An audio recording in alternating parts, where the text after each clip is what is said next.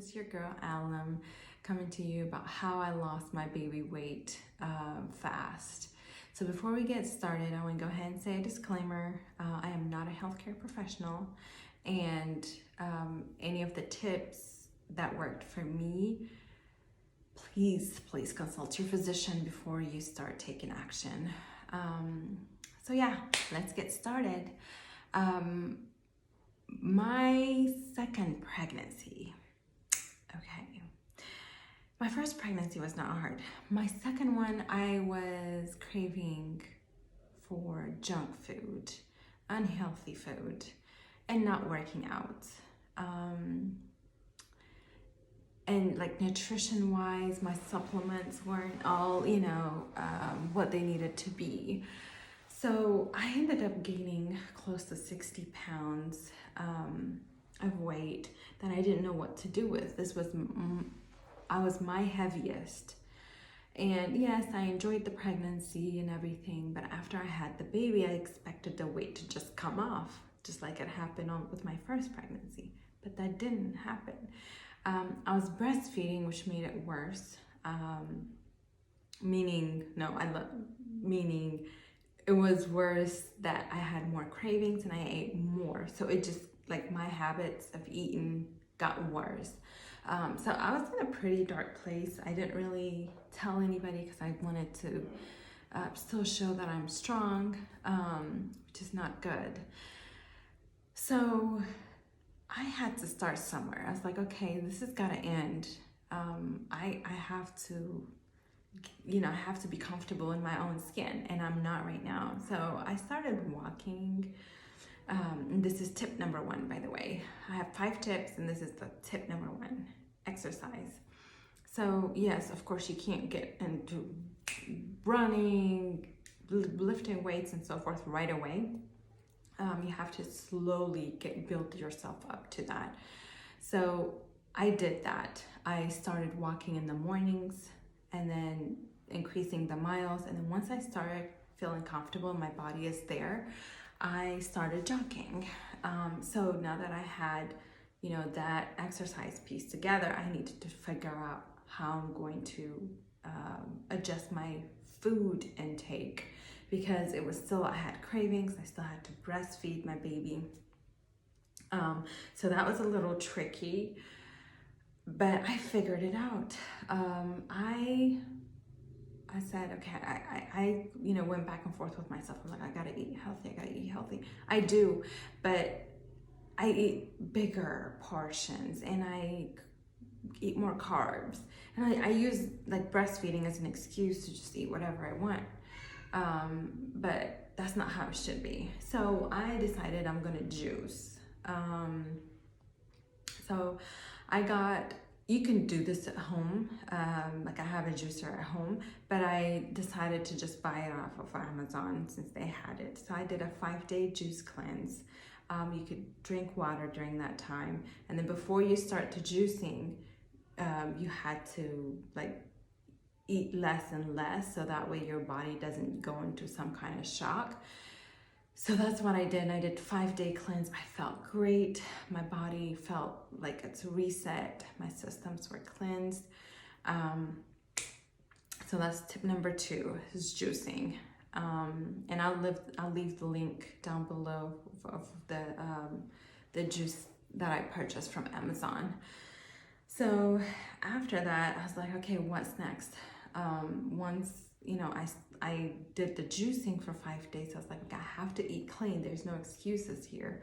And mind you, by this time I had stopped breastfeeding because I breastfed for 6 months, and I was like, okay, I need to take care of me because I'm gonna lose it if I don't.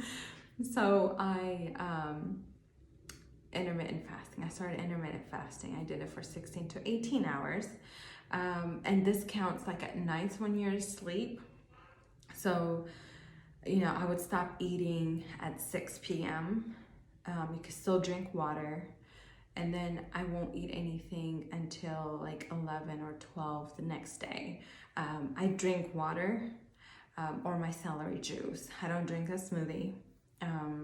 So that's what I do. And then slowly I started counting my calories, But I found that to be a little overwhelming, to be honest with you. And that's not something you want to do. You want it to be a lifestyle and not something you just do for a little bit amount of time and then just get back to it, to eating bad, that is.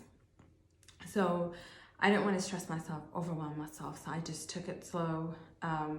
And the intermittent fasting, I saw great results. And then I was like, okay, what's next? So tip number 4, macros. Yeah, I did say, don't overwhelm yourself. I have a scale that my husband bought.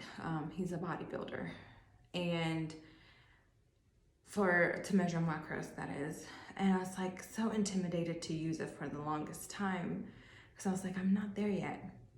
So it's okay to be that way because you don't want to put so much pressure on yourself where you're causing more damage than benefit.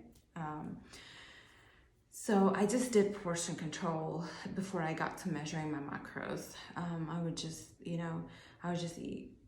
make sure all my meals included healthy carbs, quinoa or gluten-free rice, brown rice, protein, and vegetables. So I'll make sure the quantities for those 3 items is not, too much. Of course, I increased the protein a little bit more than the carbs, but the veggies is, of course, your body needs all that nutrition.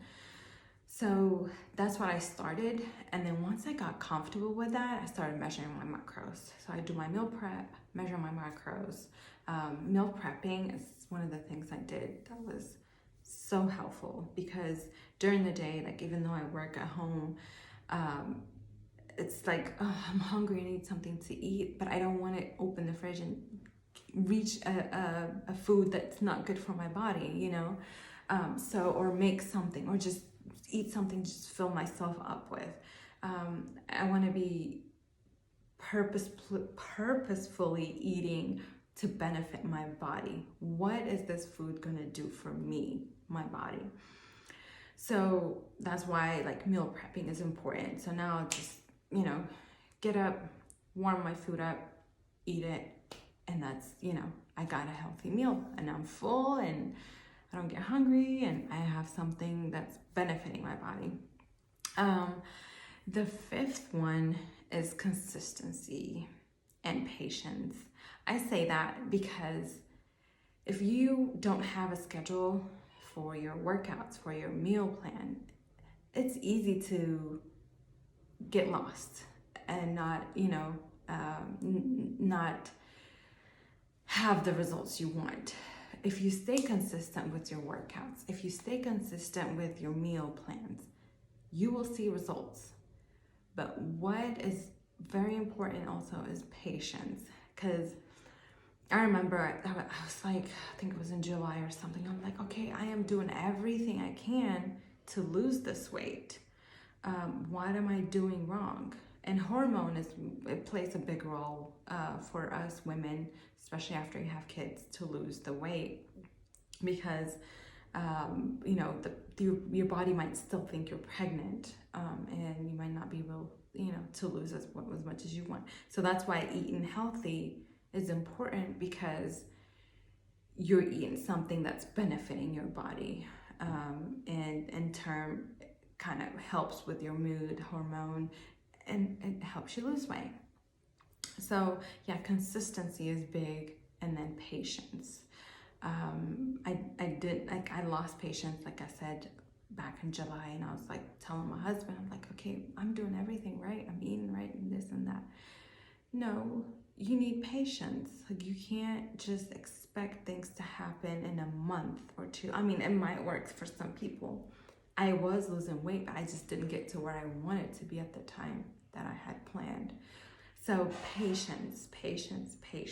Just focus on it being a lifestyle, and you will succeed. And at some point you will hit a plateau. I'm still I need to get to my ideal weight, I need to lose 20 pounds more. And that's like, when I was in my 20s, that's the weight I want to get back to. So it's not pre-pregnancy. I'm already up at pre-pregnancy weight. I just need to get back to like my healthy weight. So in order to do that, like I feel like I hit a plateau right now. I'm basically losing, but like kind of maintaining it. So I am, you know, like once you do that, you got to figure out, okay, what do I need to change up? At this point, you already mastered your body, what your body needs. So I'm at the point where I'm like, okay, I need to change some things up. But yeah, that's my tip for the day. I am glad you guys listened. Please subscribe, like, comments if you like to see any videos about what supplements I take, herbs, and so forth. But yeah, follow me on social media on Instagram and Facebook, Diva Body Works.